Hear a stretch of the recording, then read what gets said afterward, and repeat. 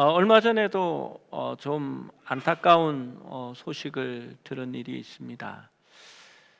이렇게 병이 있는데 건강한 줄 알고 병원에 가지 않다가 뒤늦게 이렇게 이 암을 발견하고 큰 아픔을 당한 그러한 가족들이 주변에 있습니다.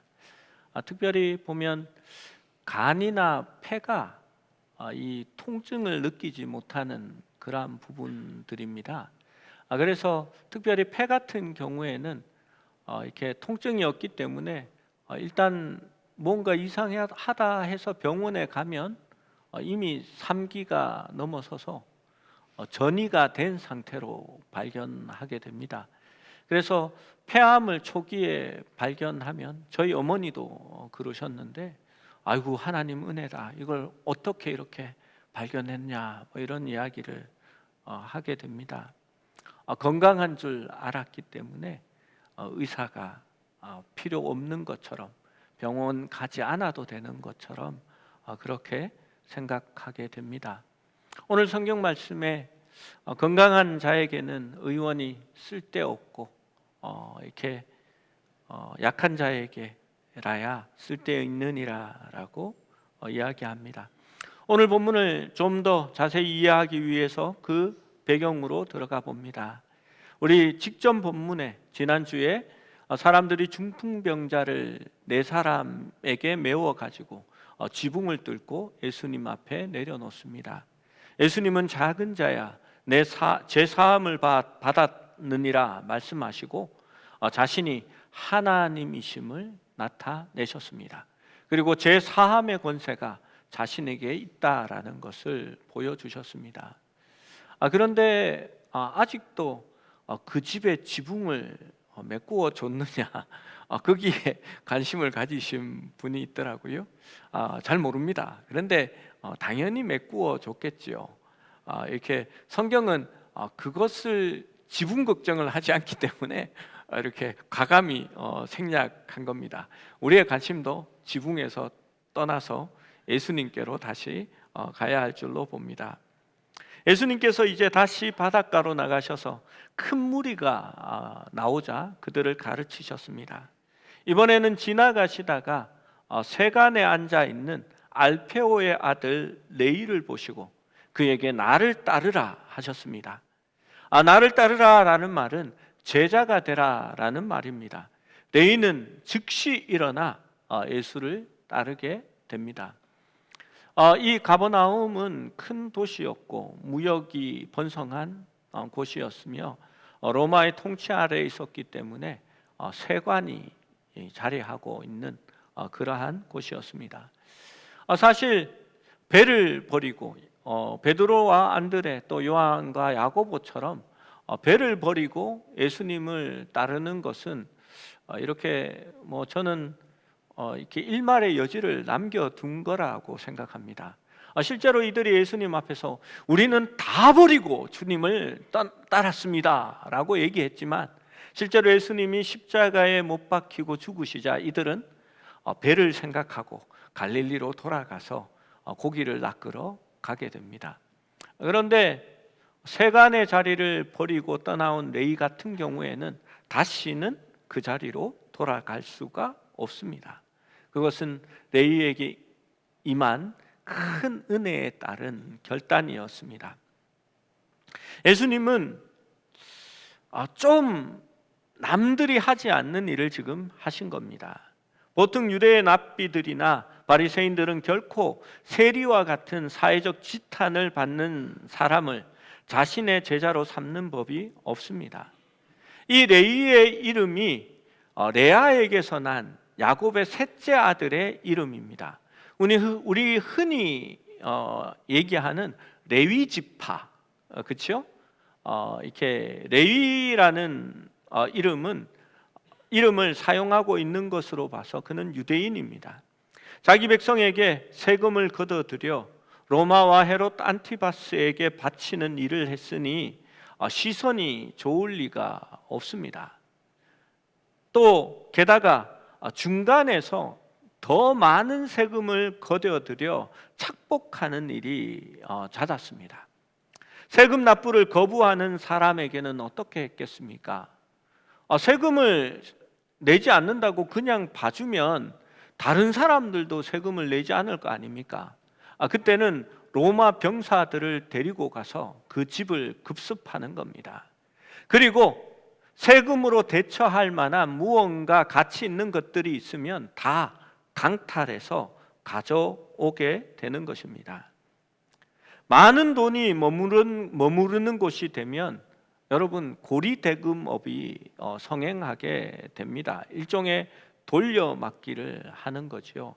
비싼 이자를 주고 돈을 빌려주고 또 많은 이자를 취하는 그러한 일도 하게 됩니다. 그래서 당시의 세관을 사람들이 좋게 여기지 않았습니다. 한 목사님이 미국에 있는 목사님이 이렇게 설교를 하시면서 이 세리에 대해서 미국식 사고로는 갈릴리의 마피아 면허를 딴 사람이라고 그렇게 얘기를 하셨습니다. 이 세리들의 인식이 얼마나 안 좋았냐 하면 회당에 출입이 금지되었고 또 이들은 부정한 사람으로 여겨져서 함께 식사도 하지 않았습니다. 법정에서 증인으로 채택되지도 않았고 그들의 말은 믿어주지도 않았습니다. 세리들은 강도로 취급되었고 나라를 팔아먹는 매국노로 더 나쁜 사람으로 여겨졌습니다. 그런데 이러한 세리를 자신의 제자로 삼으신 것은 정말 어처구니가 없는 일입니다. 제가 이렇게 일부 예배 때 이야기를 하고 예배를 마치니까 이렇게 우리 성도님 중에 한 분이 목사님 일부 예배 때 이렇게 우리나라 이렇게 세무서에 근무하는 분이 두 분이나 계셨는데 좀 이렇게 그때와 지금은 다르다라는 얘기를 해주셨으면 좋았겠습니다라고 하셨습니다. 제가 그런 줄 몰랐습니다. 그때 세리는 그러했고요. 솔직히 말하면 옛날에도 조금 그랬습니다. 예. 제가 부산에서 태어난 이유는 저희 아버지께서 직장을 부산 관세청으로 발령을 받아가지고 거기에 근무하실 때에 저를 낳아서 제가 부산에서 태어나게 되었습니다. 이러한 일을 생각해 보면 레위의 입장에서는 예수님이 자신을 부르신 것이 얼마나 감격적인 일이었을까요? 그야말로 전적인 은혜였습니다. 그는 잔치를 열고 예수님을 대접합니다. 여러분, 잔치를 열고 세리가 사람들을 대접하면 거기에 오는 사람들은 누구겠습니까? 세리의 친구들은 세리입니다. 그리고 죄인들이 거기에 모여서 함께 식사를 하게 됩니다. 그런데 여기에도 문제가 있습니다. 죄인들이라고 낙인 찍힌 사람들 가운데 예수님이 떡하니 앉아서 대접을 받고 있는 겁니다. 유대 사회에는 경건한 유대인들이 엄격하게 지켜야 할 음식법과 정결법이 있습니다. 유대인들은 손을 자주 씻습니다. 왜냐하면 부지불식간에 부정한 것과 접하거나 부정한 사람들과 접촉이 있었기 때문에 손을 씻어서 그것을 정결하게 한다라는 의미를 가집니다. 그래서 이들은 정결의식을 지키지 않는다고 생각되는 다른 죄인들이나 이방인들과는 식탁 교제를 하지 못하도록 그렇게 금지되어 있었습니다. 따라서 그들이 세리들과 식사 초대를 받아들이고 예수님이 세리들의 식사 초대를 받아들이고 그들과 함께 먹고 마시고 교제를 나눈다는 것은 그 사회 통념상 있을 수 없는 일이었습니다. 그리고 이 유대인들이 식사할 때는요, 전에도 말씀드렸듯이 왼쪽 손을 고우고 이렇게 누워서 식사를 하는데 그러면 서로 배를 베고 누워서 그렇게 식사를 하게 됩니다. 아주 밀접한 그런 모양을 가지고 식사를 하는 겁니다. 이 모습을 보고 16절 말씀에 이렇게 기록합니다. 16절 말씀을 같이 읽어봅니다. 시작. 바리새인의 서기관들이 예수께서 죄인 및 세리들과 함께 잡수시는 것을 보고 그의 제자들에게 이르되 어찌하여 세리 및 죄인들과 함께 먹느냐.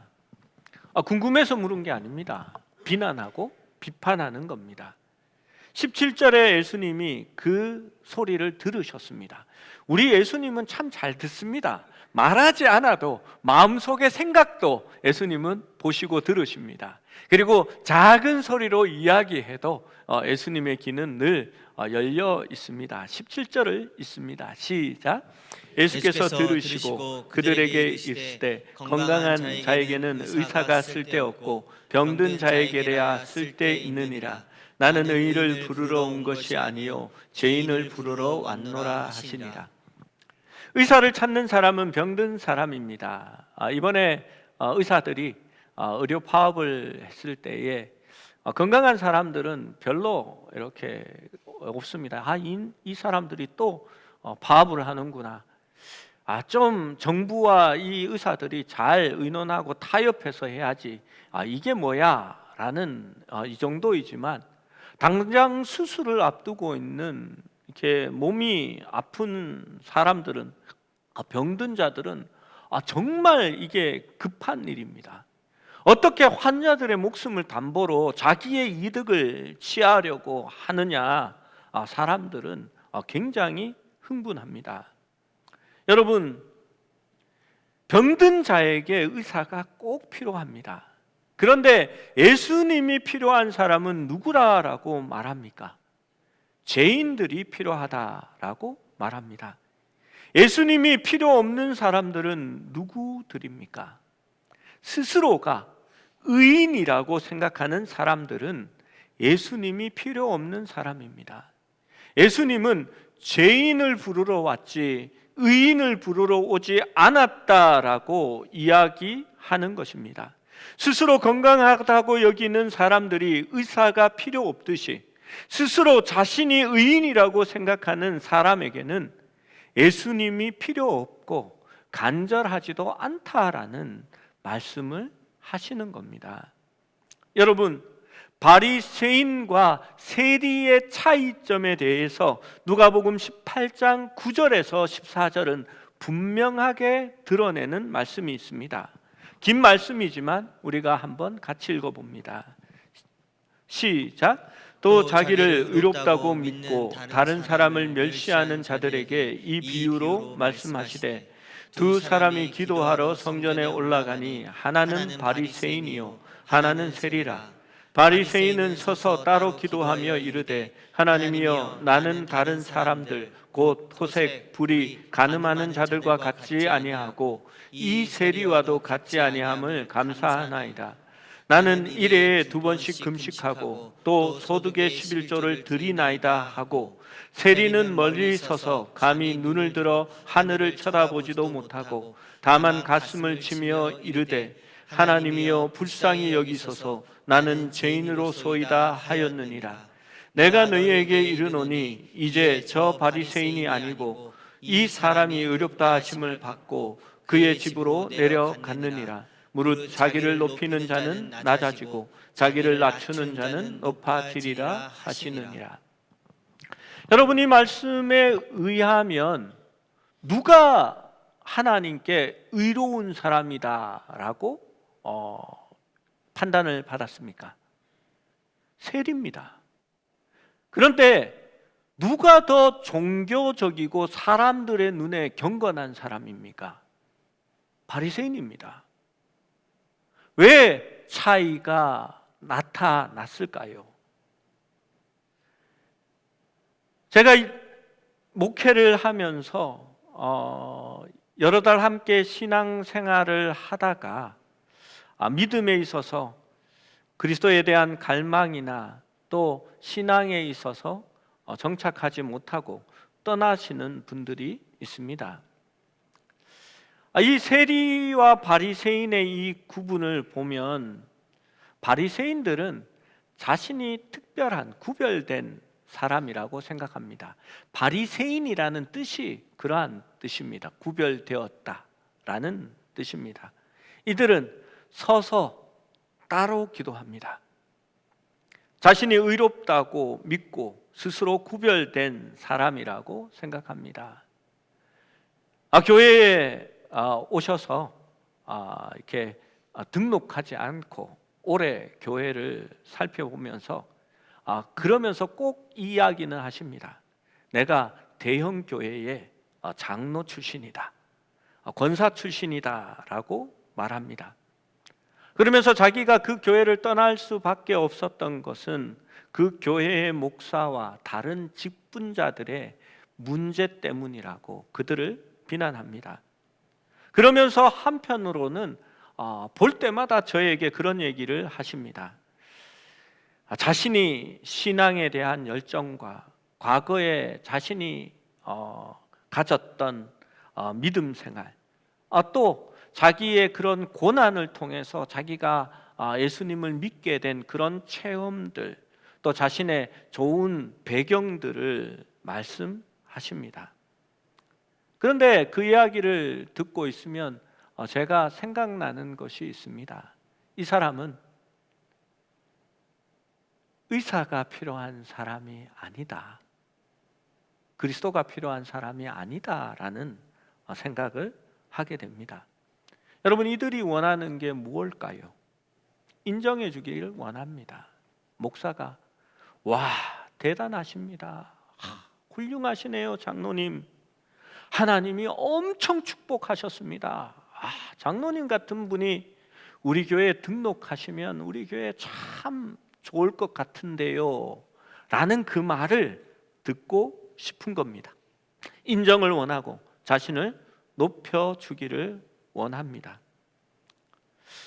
여러분, 그런 사람들도 등록할 수 있고 교회가 품을 수 있어야 사랑이 넘치는 교회고 사랑 있는 목사고, 그렇지 않느냐, 그래야 교회가 부흥하는 교회다라고 말씀하시는 분도 있는 줄 압니다. 그런데 예수님은 왜 그렇게 하지 않으셨을까요?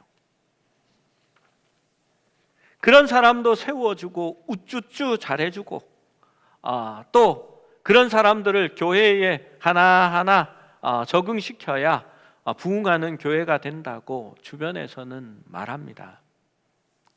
따로 그런 사람들을 모아서 기도원의 특별 용사라고 대우하면서 그들을 위해서는 새벽마다 따로 기도해주고 자신의 사조직처럼 운영하는 그런 교회들도, 목사들도 있습니다. 여러분, 그런 사람들이 많이 모인다고 해서 부자 교회가 되고 돈 있는 교회가 되고 부흥하는 교회가 된다고 저는 생각하지 않습니다. 교회가 본질을 잃어버린 것이고 바리새인처럼 득세하고 목에 힘을 주는 교회가 되어지는 것입니다. 하나님의 교회는 나의 죄를 위하여 대신 십자가에서 죽임을 당하신 예수님을 머리로 두고 모인 성도들의 모임입니다. 어느 누구도 자랑할 것이 없으며 나의 머리를 쳐들 수 없습니다. 내 업적과 공로로 모여진 교회가 아니라 내가 드리는 제사를 늘어놓을 수 없는 곳이 바로 우리가 모인 교회입니다. 여러분의 제사가 아니라 우리 왕 예수 그리스도께서 자신을 드린 제사로 말미암아 우리가 의롭다 하심을 받고 이곳에 모여 있기 때문입니다. 이런 이야기가 있습니다. 10년 가까이 새벽 기도를 하루도 빠지지 않고 드리고 있는 수도사가 있었습니다. 이제 며칠만 새벽 기도를 계속하면 10년을 채우게 되는 겁니다. 그런데 며칠 안 남았는데 이 수도사가 늦잠을 자고 말았습니다. 그런데 천사가 와서 깨우는 게 아니라 마귀가 와서 이 수도사를 일어나라고 깨우는 겁니다. 그리고 얼른 새벽 기도 가야지 뭐 하고 있느냐라고 이렇게 수도사를 깨웁니다.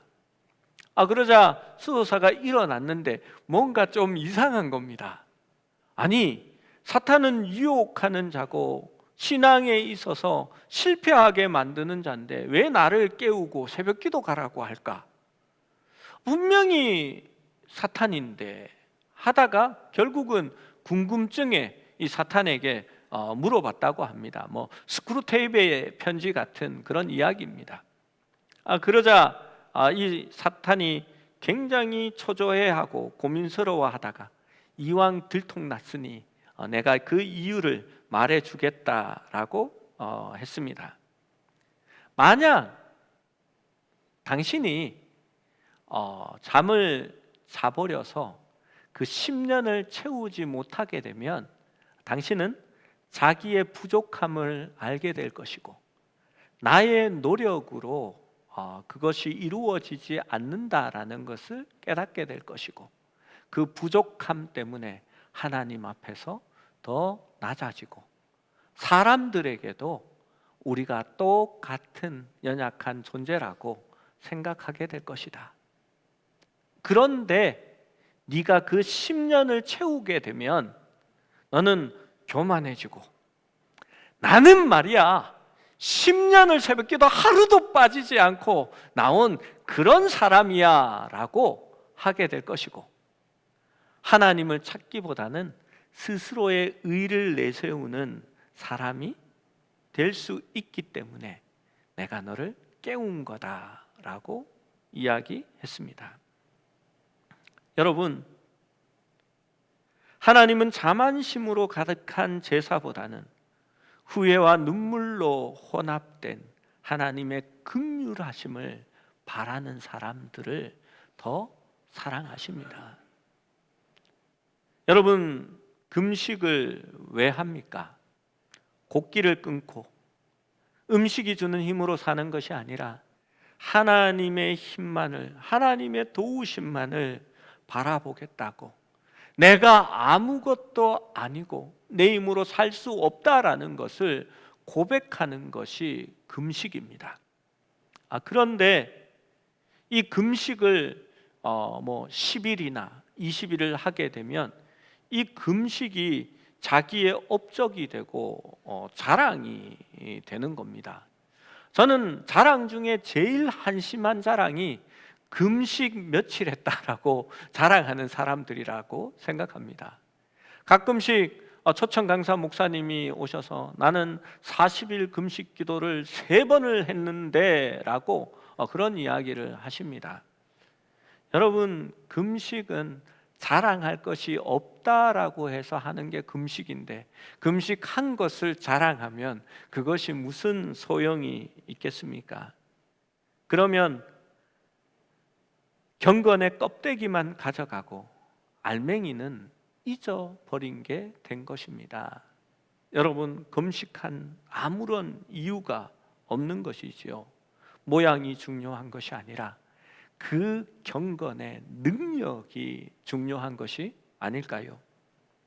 바닷가에서 소라를 주워 보면요, 썰물에 물이 쭉 빠져나가고 소라가 있는 그런 자리에 가서 소라를 이렇게 주워 보면 조그만한 그런 소라가 있는데 저 앞에 보니까 주먹 소라라고 하죠. 이만한 소라가 이렇게 퍽 박혀 있는 겁니다. 좋아라 하고 다른 사람이 죽기 전에 가서 먼저 퍽 들었더니 좀 가볍습니다. 그래서 이렇게 속을 딱 보니까 빈 껍데기입니다. 그러면 어떻게 합니까? 탁 발로 차버립니다. 빈 껍데기였네 해버립니다. 여러분, 우리의 신앙이 겉은 번지르하고 큰데 속이 비어 있으면 여러분 어떤 것이 될까요? 죽은 소라는 아무도 좋아하지 않습니다. 우리의 신앙의 생명을 불어넣는 것은 과거에 굳어진 껍데기가 아닙니다. 지금도 날마다 살아 있어서 하나님을 바라고 하나님과 함께하고 하나님과 동행하는 그 모습이 진짜 우리의 신앙을 이야기해 주는 겁니다. 여러분, 왜 바리새인들이 문제입니까? 화석과 같이 굳어진 신앙입니다. 형식적인 모습이 되었습니다. 헌금도 하고 금식도 하고 율례도 행합니다. 그러나 그 가운데에 예수 그리스도는 없습니다. 그들은 주님과 함께하는 시간이 아니라 종교 생활을 하고 있었던 겁니다. 여러분, 우리의 신앙이 종교 생활화되면 화석화된 겁니다. 이미 굳어진 겁니다. 화석은 모양도 있고 그 형태도 가지고 있지만 생명은 없습니다. 주님은 우리에게 생명이 있는 그 신앙을 원하시는 것입니다. 바리새인과 예수님이 왜 원수가 된 줄 아십니까? 예수님이 바리새인들을 인정해 주지 않았거든요. 그것이 못마땅한 겁니다. 병을 고치고 권능을 행하는 것은 좋습니다. 그러면 이 예수님이 저 바리새인들을 보라고 얼마나 대단하고 경건한 사람이냐고 그렇게 얘기해 주면 바리새인들도 우리 예수님도 대단한 분이시죠 이러면서 서로 윈윈하면 될 텐데 예수님은 그러지 않으셨습니다. 예수님은 바리새인을 멀리하고 세리와 죄인들과 가까이 하고 그들과 함께 먹고 마셨습니다. 그래서 바리새인들이 못마땅한 겁니다. 이들은 그들을 비난하고 그 비난으로 말미암아 내가 의롭다라는 것을 내세우기 원했습니다. 그런데 예수님은 오히려 자신들이 비난하는 그 사람들과 함께 먹고 마시며 죄인을 제자로 삼고 있는 것을 보게 되는 것입니다. 여러분, 그렇게 하면 어떤 식으로 반응합니까? 사람들은요, 자기 편에 서주지 않으면 거스려 악한 말을 하고 비난과 욕을 하게 됩니다. 그리고 결국 자신들에게 힘이 있으면 박해를 하고 핍박을 하며 때로는 죽여 없애려고 그렇게 하게 되는 것을 볼 수 있습니다. 그리스도를 믿는 것의 본질은 무엇보다도 내가 죄인이고 소망이 없으며 우리 자신의 어떤 스스로의 행위로는 구원받을 수 없다라는 것을 인정하는 것입니다. 내가 병자라는 것을, 영적인 병자라는 것을 인정하는 것입니다. 여러분, 그것은 일과 종교 의식, 행사에 깊이 빠져 있는 사람들에게는 어려운 일입니다. 자신의 행위와 업적의 종교를 받아들여서는 신앙은 자라나지 않고 생명력이 없기 때문입니다. 저희 교회는 행사가 적습니다. 그리고 그 행사를 통해서 뭔가 대단하다고 누구를 이렇게 치켜 세우고 대단한 사람이라고 이렇게 나타내지도 않습니다. 저희 교회가 자그만하게 운동회도 하고 나들이도 갔다 오고 하면 성도들이 뒤에서 이름 없이 그냥 수고하고 또 많은 분들이 보조하고 또 찬조를 하고 그렇게 해서 다녀옵니다. 그냥 그렇게 조용하게 끝이 납니다. 우리 성도들 중에도 그런 말씀을 하시는 분이 있습니다. 우리도 좀 거창하게 막 프랜카드도 걸고 고속버스 맞춰가지고 막 이렇게 목사님 뭔가 한번 해봅시다. 좋습니다. 그리고 이렇게 기분도 이렇게 낼 수 있겠지요. 그런데 그게 신앙에 아무런 도움은 되지 않습니다. 그래서 그렇게 하지는 않습니다. 저는 그런 교회에서 많이 사역을 했습니다. 연초가 되면 이렇게 신년 특별 금식 기도회, 그 특별이라는 것을 붙이는 행사를 많이 합니다. 그럼 일주일 동안 금식을 해야 되는데요, 신년에 해야 될 일이 얼마나 많습니까? 교회 행사는 있고요, 집회도 있고 새로 하는 일들도 있는데 특별 금식 기도회에서 일주일 동안 밥을 굶어 보십시오.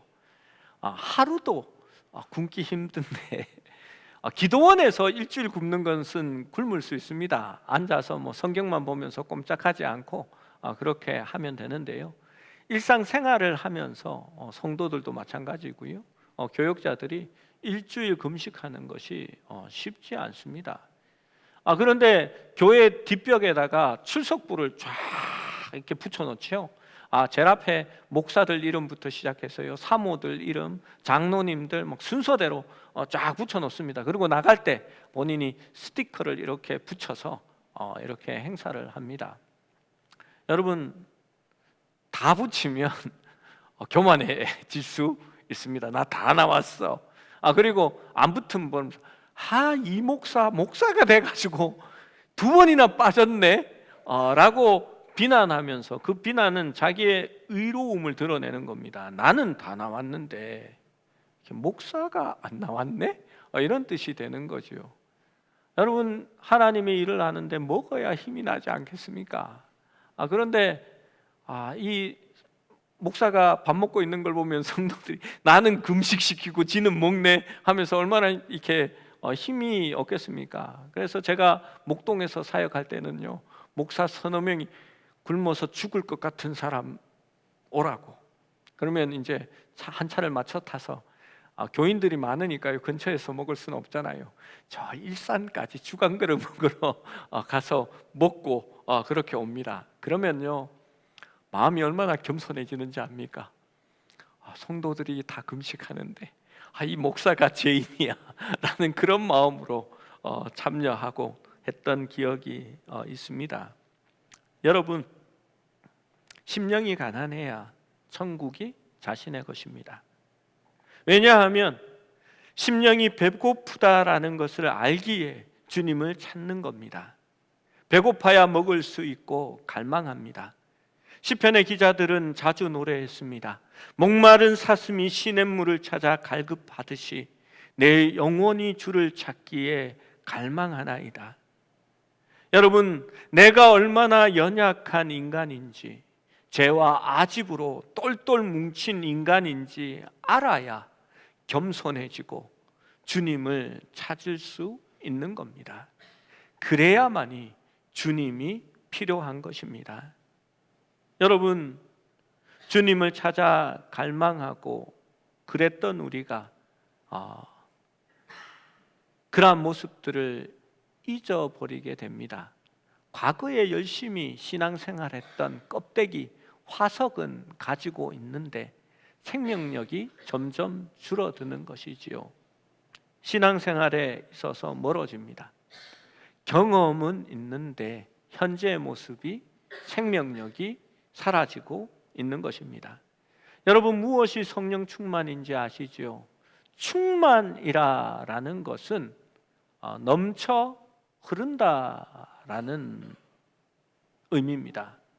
충만해서 차고 넘치는 것이죠. 제가 제 막내딸의 이름을 주연이라고 지은 거는 두루 주자, 넘칠 연자 해서 두루 넘친다라는 그런 뜻을 가지고 있습니다. 성령의 충만과 비슷한 의미지요. 딸은 물론 성인이 되면 이름을 바꾸겠다라고 지금 얘기를 하지만 저는 참 좋은 이름이다라고 생각합니다. 여러분, 성령 충만하다라는 것은요, 어제의 충만은 넘쳐 흘렀습니다.